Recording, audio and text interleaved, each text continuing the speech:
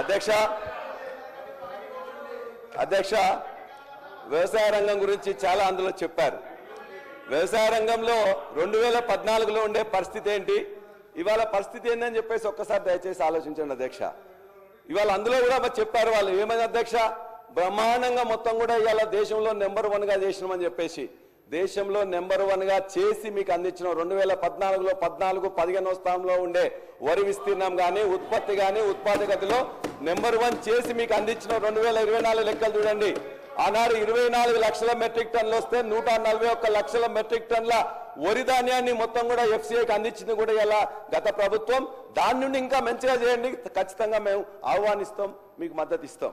అంతేకాదు అధ్యక్ష, ఇవాళ జరుగుతున్న ఇవాళ మా పవర్ మినిస్టర్ గారు కూడా ఉన్నారు. ఇవాళ అనేకం కూడా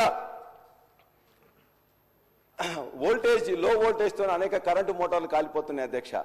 ఇష్యూ ఏంటంటే అధ్యక్ష, ఇంతకుముందు 24 గంటల కరెంటు మేము ఇచ్చినప్పుడు మీ యొక్క రికార్డులో కూడా మీరు చూసినప్పుడు సరే మీరు చూడండి, ఇవాళ మీ యొక్క పవర్ మినిస్టర్ గారు ఉన్నారు.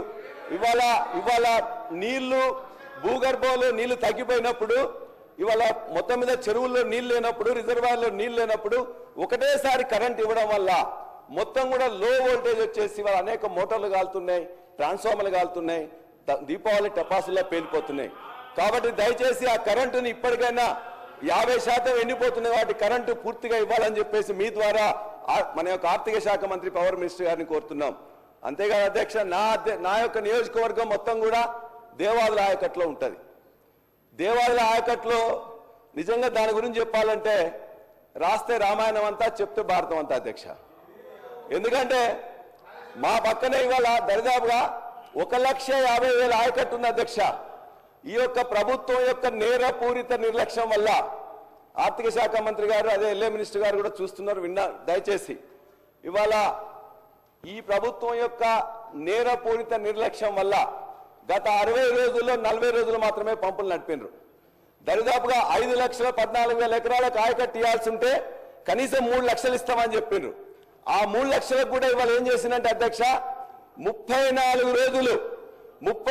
రోజులు ఒక 6 కోట్లు 7 కోట్లు పేమెంట్ చేయలేక ఓఎండ్ఎం స్టాఫ్ మొత్తం స్ట్రైక్ చేస్తే ఇలా కింద ఎస్సీ కానీ డిఈ కానీ లేకపోతే ఈఎన్సీ కానీ చివరికి రాహుల్ బొజ్జ గారు కూడా ఫోన్ చేసినాం, మినిస్టర్ గారు ఇరిగేషన్ మినిస్టర్ గారు కూడా ఫోన్ చేస్తే లాస్ట్కి 30 రోజుల తర్వాత 6 కోట్లు ఇచ్చింది అధ్యక్ష.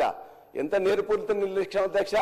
6 కోట్లు ఇవ్వకుండా ఇలా 600 కోట్ల నష్టం జరుగుతుంది ఇలా దేవాదుల ఆయకట్టుకి. మీరు దయచేసి నేను చెప్పింది తప్పైనట్లయితే ఆ 34 రోజులే కాకుండా ఆ తర్వాత మళ్ళా 3 రోజులు బంద్ అయింది, మళ్ళా ఆ తర్వాత 3 రోజులు బంద్ అయింది. నా ప్రాంతంలో ఉండే ఇలా తపాస్పల్లి మొట్టమొదటిసారిగా 10 ఏళ్లలో 2 పంటలు ఇచ్చింది, ఇలా మొట్టమొదటిసారిగా ఎండిపోయింది. ఓ దిక్కున తపాస్పల్లికి నీళ్లు రావడానికే రావు. మా పక్కన బీర్లయ్య గారు వస్తారు, బీర్లయ్య గారు వచ్చేసి వారికి దాని కింద ఆయకట్టు ఉండదు, కాలువలు ఉండవు. కానీ మొత్తం కూడా వాళ్ళంతా నాయకులను తీసుకొచ్చి అన్న తపాస్పల్లి మొత్తం మాకే రావాలి, ఇటు కేసీఆర్ గారు తీసుకోపోతుంది, హరీష్ గారు తీసుకోపోతున్నారు అంటున్నారు. అసలు అక్కడ నీళ్ళే లేవు. నీళ్ళు రాకపోవడానికి ఓఎండే 34 రోజులు స్ట్రైక్ చేసింది. అదేవిధంగా కింద గండి రామారావు గారికి స్టేషన్ కనుపూర్ ఎమ్మెల్యే వస్తారు, ఆడ ఆయకట్టు ప్రతిపాదిత లేదు, ఏం లేదు, మేము తీసుకోపోతామంటారు. అసలు నీళ్లు మోటార్లు బంద్ అయితే ఓఎండ్ఎం స్టాఫ్ స్ట్రైక్ చేస్తే ఇవాళ అధికారులు ఏం చేస్తున్నారు, ప్రభుత్వం ఏం చేస్తుంది, చీమ కుట్టినట్టు లేకుండా ఇలా 600 కోట్ల నష్టం జరిగిన ఈ ప్రభుత్వానికి చీమ కుట్టినట్టయినా ఉందని అడుగుతున్నా. నేను చెప్పేది అబద్ధం అయితే ఇలా ఈ యొక్క మీ అందరి సాక్షిగా నా ముక్కు నెలకు రాస్తా. 34 రోజులు 6 కోట్లు ఇవ్వలేక ఇవాళ చేసిందంటే ఇది చేతగాని ప్రభుత్వం అనాలా ఏమనాలో చెప్పాలి అధ్యక్ష. చాలా బాధ అధ్యక్ష. అంతేకాదు అధ్యక్ష, ఇవాళ ఇదే పరిస్థితి మొత్తం రాష్ట్రం మొత్తం మీద కూడా ఉంది అధ్యక్ష.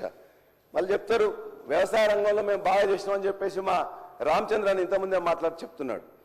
అధ్యక్ష, భారతదేశంలో కానీ ప్రపంచంలో కానీ ఎప్పుడు ఎవరు వ్యవసాయానికి పెట్టుబడి ఇవ్వాలని ఆలోచించారు అధ్యక్ష. ఒక కేసీఆర్ గారే ఆలోచించి 72 లక్షల మంది రైతులకి 80,000 కోట్ల రూపాయలని 12 విడతల్లో ఇచ్చిండ్రు అధ్యక్ష. మీరు కూడా చెప్పిండ్రు, మీరు అప్పుడు ఏమన్నారు, మేమన్నా పిచ్చోళ్ళమా ఎడ్డోళ్ళమా, మేము ఇయ్యమా, మేము కూడా ఖచ్చితంగా ఇస్తామని చెప్పిండ్రు. మేము సంతోషం అనుకున్నాం. అర్రాజు పెట్టినట్టే పెట్టిండ్రు. 10,000 కానీ మేము 15,000 ఇస్తామని చెప్పిండ్రు. ఏమైంది అధ్యక్ష, పోయిన వానాకాలం ఇవ్వలే, ఈ యాసంగి ఇవ్వలే, ఆ వానాకాలం ఇప్పుడే మొదలు పెట్టిండ్రు, ఇంతవరకు ఇవ్వలే అధ్యక్ష. 7,500 ఎకరానికి రావాల్సింది గత 7,500, 7,500 అంతకుముందు ఇస్తానే కూడా ఇవ్వలే. తప్పనిసరిగా ఇవ్వాలని చెప్పేసి మీ ద్వారా ఈ ప్రభుత్వాన్ని నేను కోరుతున్నా అధ్యక్ష. అదేవిధంగా గతంలో నీటి తీరువార్ రద్దు చేసి ప్రతి రిజర్వాయర్ నింపి ప్రతి చెరువును కూడా నింపినాం అధ్యక్ష. ఇవాళ మా జనగామలో ఉండే అన్ని రిజర్వాయర్లు తపాస్పల్లి కానీ, గండిరామారం కానీ, బొమ్మకూరు కానీ, ఇవాళ కన్నెపోయినగూడెం కానీ, లగ్నూరు కానీ మొత్తం రిజర్వాయర్గా లేనిపోయినాం అధ్యక్ష. మేము అడిగినాం, మరి దేవాలయంలో నీళ్ళు వస్తున్నాయి కదా, ఫస్ట్ ఫేజ్ సెకండ్ ఫేజ్ అయిపోయింది, మరి ఇప్పుడు థర్డ్ ఫేజ్ కూడా మొత్తం కూడా నిర్మాణం అయిపోయింది, ఏం చేస్తారని అంటే ముఖ్యమంత్రి గారు వస్తున్నారు, ముఖ్యమంత్రి గారు రాగానే మొత్తం కూడా థర్డ్ ఫేజ్ కూడా బటన్ ఆన్ చేస్తాం, అప్పుడు మీకు ఇవేగా సరిపోయేది. ఈ యొక్క ఫస్ట్ ఫేజ్ సెకండ్ ఫేజ్ తర్వాత 350 క్యూసెక్లు 500 క్యూసెక్లు వస్తున్నాయి, 1800 క్యూసెక్లను ముఖ్యమంత్రి గారు వచ్చి ఇమ్మీడియట్ గా బటన్ ఆన్ చేస్తారని చెప్పేసి మిగతా పంపులను కూడా ఆన్ చేయాలి అధ్యక్ష. సంతోషం, ముఖ్యమంత్రి గారు రేపు స్టేషన్ గన్పూర్ నియోజకవర్గానికి వస్తున్నారు. అది మొత్తం కూడా దేవాదుల ప్రాంతం. ఆ దేవాదుల ప్రాంతానికి ఇమ్మీడియట్ గా వారు ఆన్ చేసి ఇప్పటికే 50% ఎండిపోయిన పంటలకు నీళ్లు ఇవ్వాలని కోరుతున్నాం. ఆ పంటలు నష్టపోయిన వారికి ఉన్నట్లయితే కాంగ్రెస్ ప్రభుత్వం ఇంతకుముందే చెప్పింది, ఏమని చెప్పిండ్రు, మేము ఖచ్చితంగా